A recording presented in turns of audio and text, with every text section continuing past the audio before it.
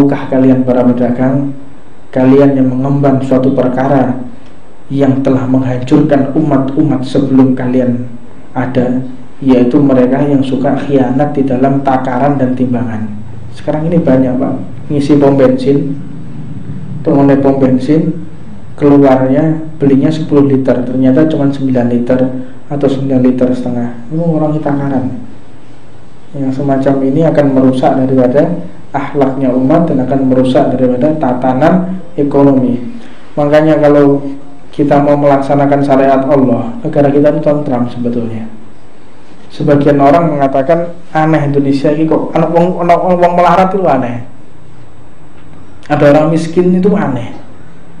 Apa sebab? Karena kekayaan alam yang luar biasa ini. Kita hasil bumi punya, ya kan? Minyak itu impor apa enggak? Bensin itu impor apa enggak? Enggak. Minyak gas itu impor apa enggak? Enggak. Emas itu impor apa enggak? Enggak. Semuanya enggak ada yang mulai sampai uranium. Tahu uranium, bahan-bahan peledaknya bom, peluru dan lain sebagainya, tidak ada yang impor. Tapi harganya melebihi impor Pak. Beras lo impor, gula yo impor. Ini masuk akal apa enggak kira-kira? Loh, orang kalau otaknya waras ya, kalau otaknya waras melihat Indonesia ini opong loh. Ini kita jangan salahkan pemerintah ya, tapi salahkan diri kita. Maksiat apa yang kita lakukan sehingga Allah menjadikan kita seperti ini? Tanya. Jangan kita mengkoreksi orang lain. Kita jangan menyalahkan orang lain, jangan menyalahkan birokrasi pemerintahan. Pemerintah kita, presidennya, menterinya, gubernur, jangan menyalahkan mereka. Salahkan dirimu. Sudahkah engkau mengeluarkan zakat dengan baik? Sudahkah engkau sholat 5 waktu di masjid? Sudahkah engkau melaksanakan segala perintah Allah? Sudahkah keluargamu menutup aurat? Sudahkah engkau melaksanakan segala kewajiban-kewajiban yang telah ditentukan oleh Allah? Jika belum, lalu engkau berharap mendapatkan ketenangan? Gak mungkin. Dan tentunya yang harus disalahkan adalah para ulama di sini, para penceramah, para ulama. Maksiat apa yang kalian biarkan? Maksiat apa yang tidak engkau pedulikan? Engkau lihat anak-anak yang bonceng, ada laki-laki 3, yang tengah perempuan. Kalau kita nggak menegur, kita akan disiksa oleh Allah Subhanahu Wa Taala. Saya kemarin hampir kelahi di jalan sama orang, hampir kelahi saya.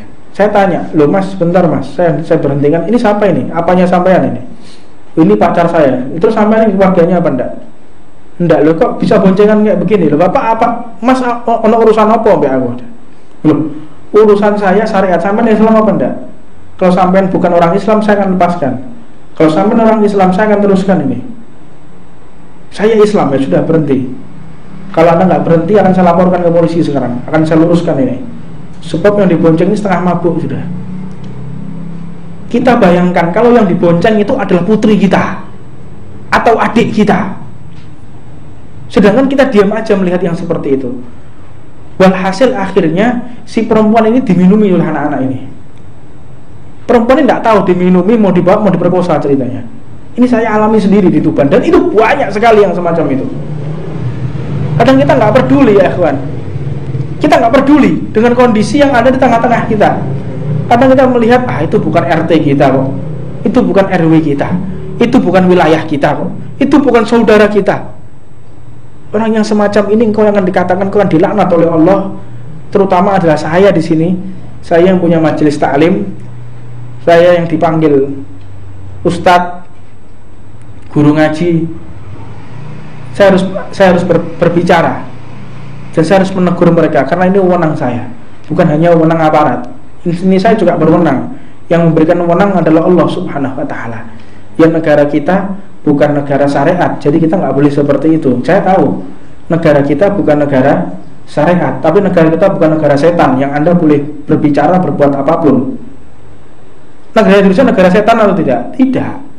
Nah, terus kenapa perbuatan setan kok tidak boleh kita larang? Itu perbuatan zina. Nah, ini yang perlu kita pikirkan ya ikhwan.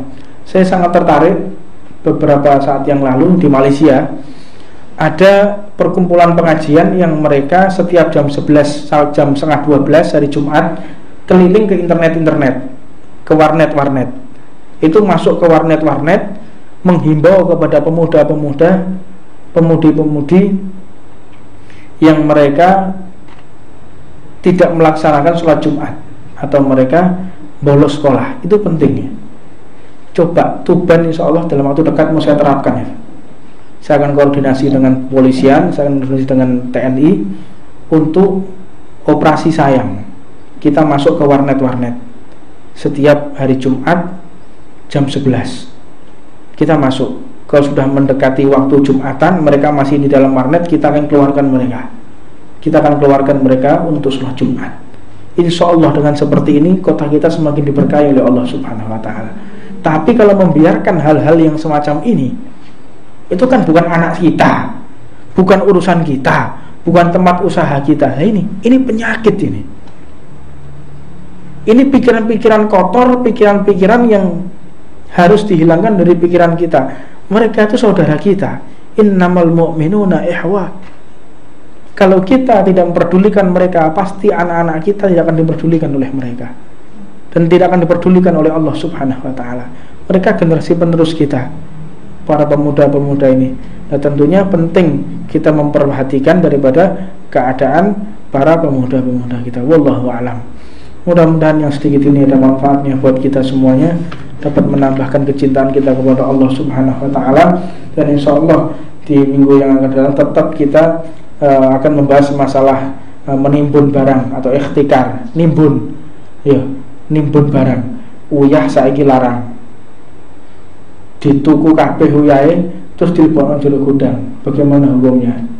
Nah, dikatakan innal muhtaqir mal'unun wal jalibu marzuqun. Penimbun barang adalah orang yang dilaknat dan dikutuk oleh Allah Subhanahu wa Ta'ala, dan penyedia barang adalah orang yang dilancarkan rezekinya. Lek dodolan barang mesti ono, lek kita timbun kita akan